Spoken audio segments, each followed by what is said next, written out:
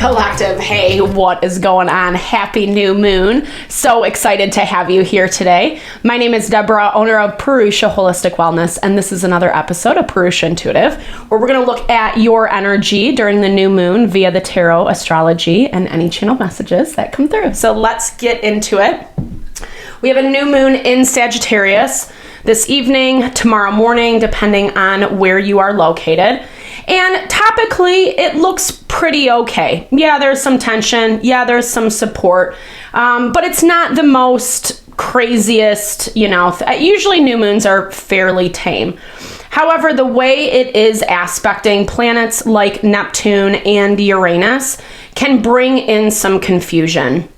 Illusion. We've been talking a lot about this on the channel. Neptune has since gone direct. It went direct on the 10th, which lessens some of that confusion. However, places where people were trying to hide or create some type of deception, illusion, etc., that's definitely being brought to the forefront.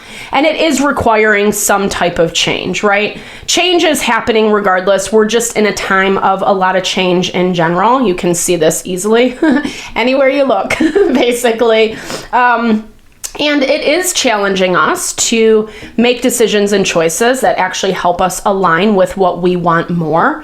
The new moon in Sagittarius is about expansion. It's about growth. It's about overcoming obstacles, limitations, fighting for that new life, success, the desires of your heart, whatever those may look like. And even though there is still work in front of us, it's like setting the groundwork for those things right now.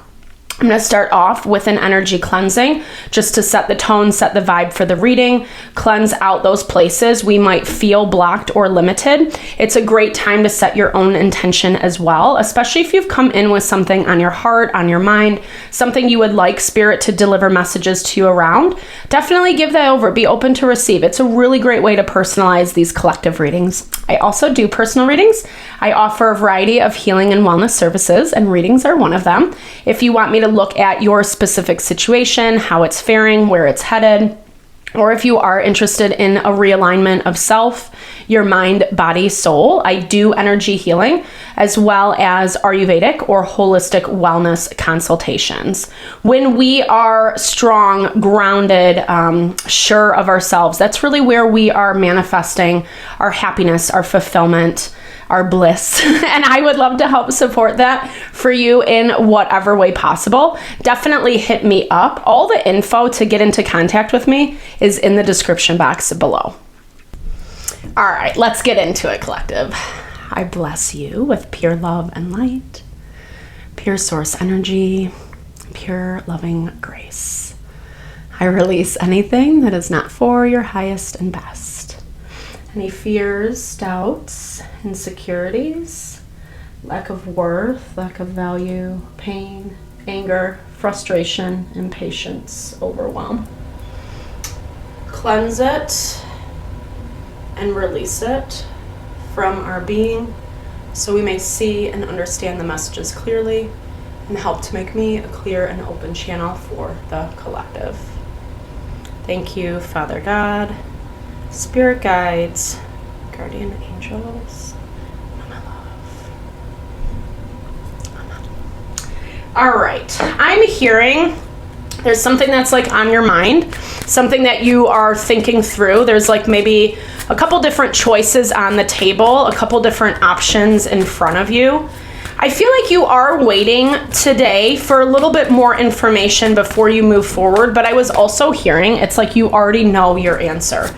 I think some of this is tagging back to some of the deception, some of the illusion that you're picking up around you in your environment. Things that don't add up, right? Things that are maybe being said to one person and not to the other, or not to you, or, it just feels a little bit like maybe you're surprised, maybe you're not expecting certain things to come out. Maybe you've been doing a little bit of gaslighting of yourself is what I'm hearing. Like, no, that's not true, or they wouldn't do that, or, it's kind of this element of disbelief within self. But I feel like as we are moving through this new moon, it's a fire, Sagittarius is fire energy.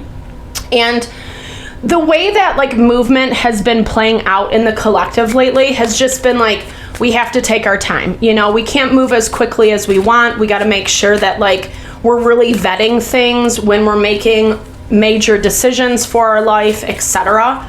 And overarching energy is earth. So this need to find a little bit more grounding and balance in life. And usually, unfortunately, when we have to do that, it is through messier situations coming up in our life where we have to choose, like, am I going to invest in this, or am I actually going to take care of myself? I feel like some of this earth energy is like you're being forced to take care of yourself, right? Because of things that are coming out of the woodwork. I don't want to make this all like big, bad, and ugly, because in the new moon, there's also opportunity for solutions, for compromise, for working together. We might not know what someone else is thinking. That might come out today, but that also might give the opportunity to move forward in a different and unexpected way. Obviously, this is really surrounded by who and what you are working with. It looks like there's something happening that I think is actually pretty good. I don't know. I don't feel like this is doom and gloom. I've looked at some astrologers who think that. And as much as, yes, I think we're seeing this with Neptune. There's a lot of tension with Neptune this new moon. The sun and the moon. Venus and Mars are also tensely aspected. And so is the vertex point. So that really just kind of talks about like how our ego is getting in the way, our ego, our emotions, resistant to actually wanting to see things clearly. That can be part of this aspect of whatever you did, like the humbling part of this aspect is what I'm trying to say, right? That primordial, like sometimes life is just messy and dirty and people do shitty things. And as much as like I am a huge proponent of validating yourself, acknowledging yourself, making sure that you're listening to yourself, that's like the best support you can give or do for you, right? There also is just this understanding of how life works. And sometimes people are really shitty, and sometimes they do shitty things, and sometimes we don't get justice for those things, right? But there still is this need to kind of work with the information to whatever capacity and continue to push forward. And it looks like whatever is happening, I mean, I'm all about the silver linings. Whatever is forcing you in this direction to be grounded, stable, to actually kind of support yourself through whatever you're navigating, it's reawakening you to yourself ultimately. Maybe parts of yourself that you've forgotten about, or parts of yourself that have kind of been hidden away. We have justice energy. You could be dealing with the courts, the legal system, or again, that's highlighting having that bird's eye perspective, having a more detached viewpoint about what's going on, weighing out the pros and cons, knowing when to execute justice and when to kind of hold back, right? We are in the season of the holidays. The holiday season would have been way easier to say. And though, as much as they're fun and exciting, parties, celebrations, friends, family, presents, you know, all that good stuff, they can also be really emotionally triggering. We're dealing with people maybe we don't see all the time, or we don't really like dealing with, etc. And it's, again, that highlighting of places where people might be hiding, people might be resistant to healing, to finding solutions. We have this nice little cluster of Saturn and Jupiter and Neptune positively aspected with each other. And that really is like, again, that silver lining, it's our hope. Because it looks like someone, whomever, whatever you're dealing with, is really out for their own success, their own victory. Six of Wands energy. Maybe even making some decisions on how they don't necessarily have to participate anymore. We'll look at this a little bit deeper. You are not engaging as much is what I see. Like, you are reclaiming your energy in a positive way. Again, in this way that is reawakening towards something. I don't think you're putting on blinders or tuning out, but you're just not as actively involved in something. something that someone does want you to be in, or they do want you to recognize, maybe where they're, I'm gonna clarify this a little bit more, where they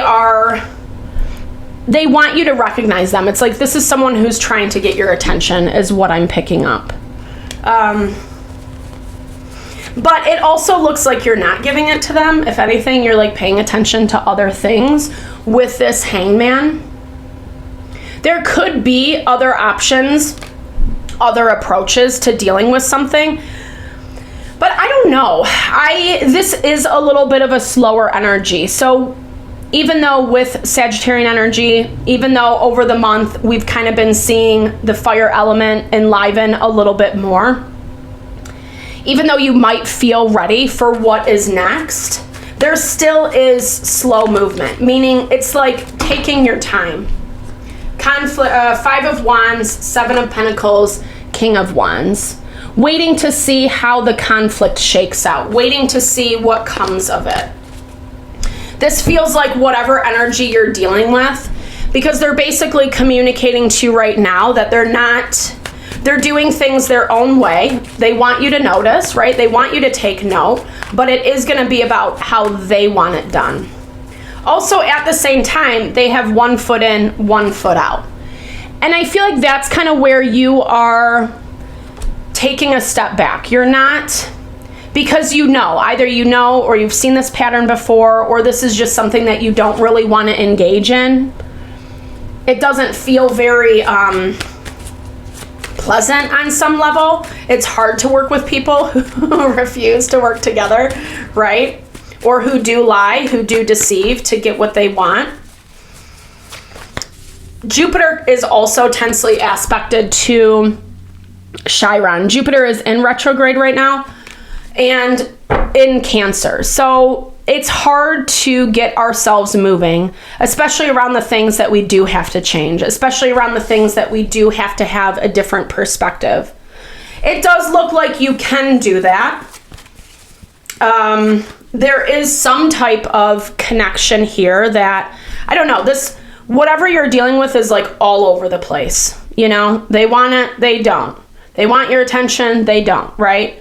And it kind of looks like as things are moving forward, and maybe this is part of the reawakening, maybe you're holding your boundaries with someone and it forces them, instead of reverting back to this bad behavior, that maybe they actually make some changes, they make some decisions around the dynamic. What does concern me is they have the World and the last quarter in their energy. So this feels like a really fickle energy. Feels like something that hasn't made up their mind. And again, that's kind of why I see you either standing on the sidelines or trying not to get involved too much. And it's not easy. Temperance, you kind of have to tune out like the hubbub, whatever they're throwing at your way, whatever they're trying to get your attention with. It does feel like negative attention. Yeah. Really stomping on your happiness, like they're just trying to make you hurt or sad. Let's see why. I want to know who this is to you, collective. This feels like someone who is flailing. Here's the thing.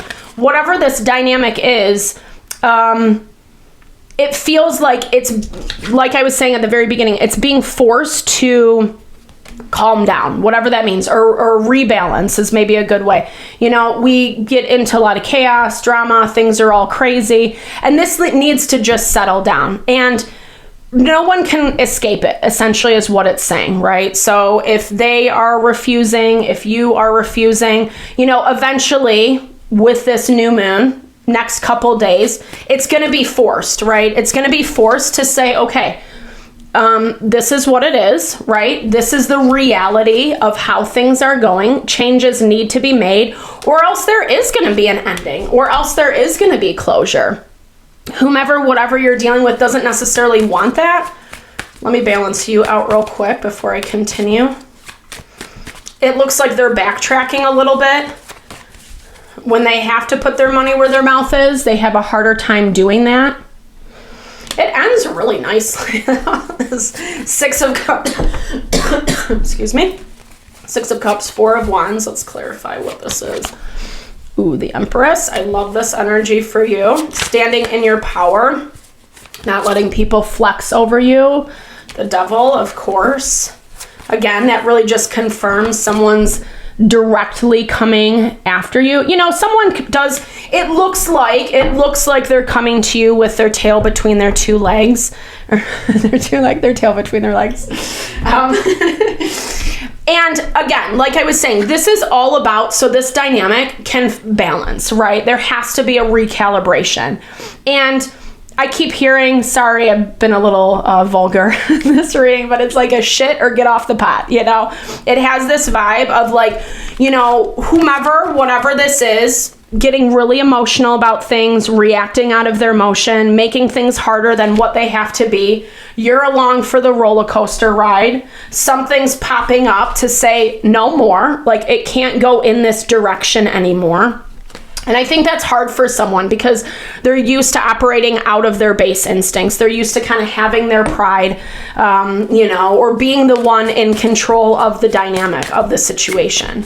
But what I love is this is saying that, like, not only are you standing up to whomever, whatever this is, but you're also standing in your power at the same time. And it does look like either maybe not an apology. It might be an apology for some of you. But it definitely looks like someone wants to get back into your good graces. Let's look. Strontium. Okay. Sometimes we just need to have that ironclad force is what I'm hearing. Oh, the Capernaum, that came up the other day for us too. Coming back to love, remembering that, like, I don't know, this, I really kind of hate this message, but I think it's so true, right? And I hate it for my own opinions, my own challenges, my personal challenges in life, where we do have to choose to love ourselves, love other people, even in the messiest times, right, of hurt, of pain, when people stab us in the back, betray us, say shitty things, smear our name, etc. That is so humbling, and it's hard not to retaliate, or it's hard not to cut people off, or to just say screw you, you know? And sometimes we do have to do it if it's toxic, if it's abusive, if it's unhealthy, right? But this is also that remembering that we go through that stuff, we endure that stuff because it forces us to love ourselves more, right? If we have to get out of something toxic, that's loving yourself, right? If we have to set boundaries, that's loving yourself. If you have to stand strong against someone or something that keeps coming after you, that keeps trying to pick and poke and prod, that is you loving yourself, right? And it is difficult right now because we're in a very controversial time, right? Just look at the news or just whatever is going on in the world. It is crazy, right? But again, it kind of goes back to this thing, like people who are not healing, who are not choosing to grow, to evolve, to become better version of themselves, etc. Those are the people that are tweaking out right now, right? Those are the people that are flying off the rails because they can't get what they want. It's like this temper tantrum, right? And unfortunately, you know, we're being challenged with how are we going to deal with these types of people and situations. Chlorine also can be very, I'm reading out of the book with these. It's my favorite. It's great.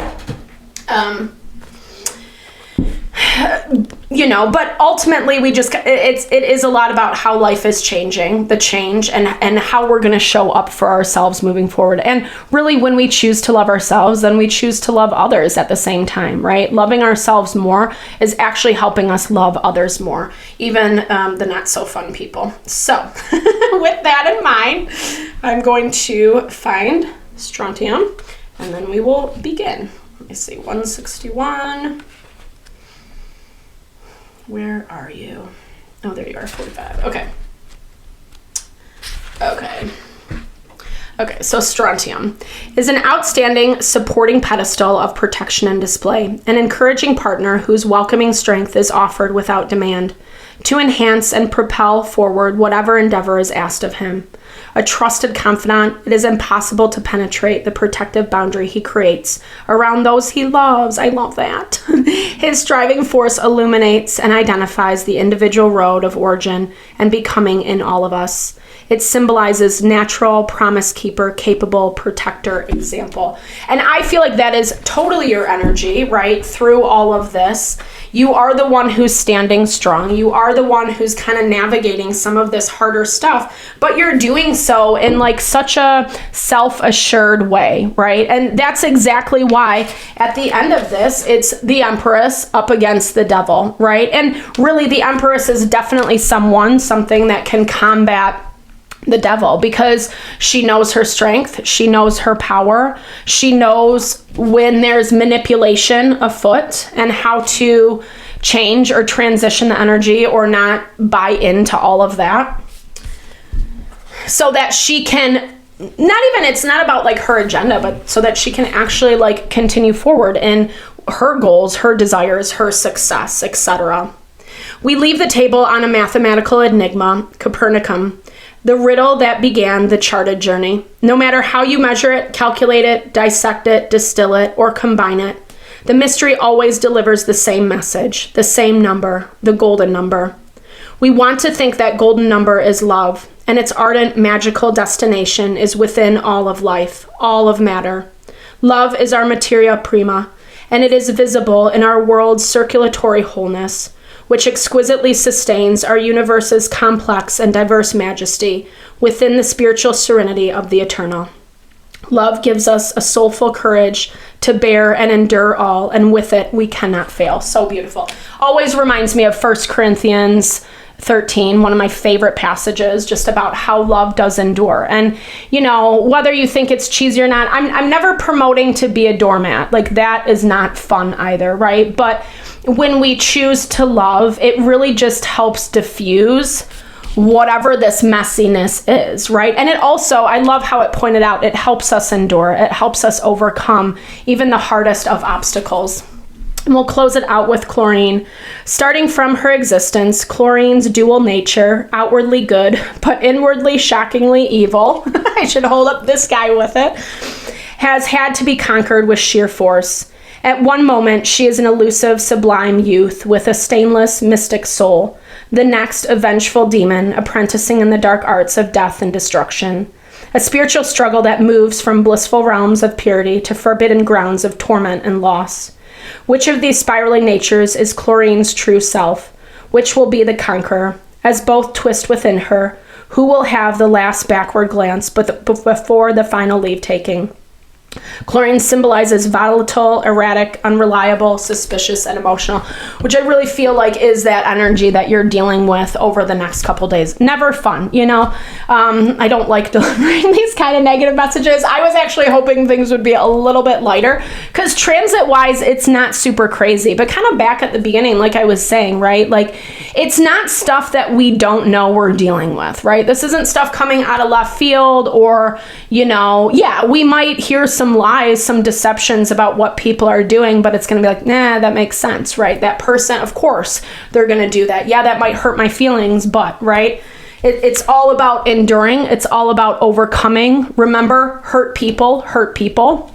So if someone's being incredibly nasty or just focusing on you, targeting on you, it's not you. And that can be the hardest thing to separate from. But that's kind of where that Neptune works to our advantage. If we can let go of the ego, of the pride, of the need for relationships, dynamics to be a specific thing, and actually have that bird's eye perspective, seeing them for what they are, that again is coming back to love. It's loving ourselves, it's loving them, it's allowing us to set boundaries so we're not getting sucked into someone's erratic behavior, and so that we can live a more happy, peaceful life, which is what I'm all about. All right, thank you so much for your time, energy, always. Happy new moon. I hope you enjoyed the reading. I hope you found messages that resonated for you here.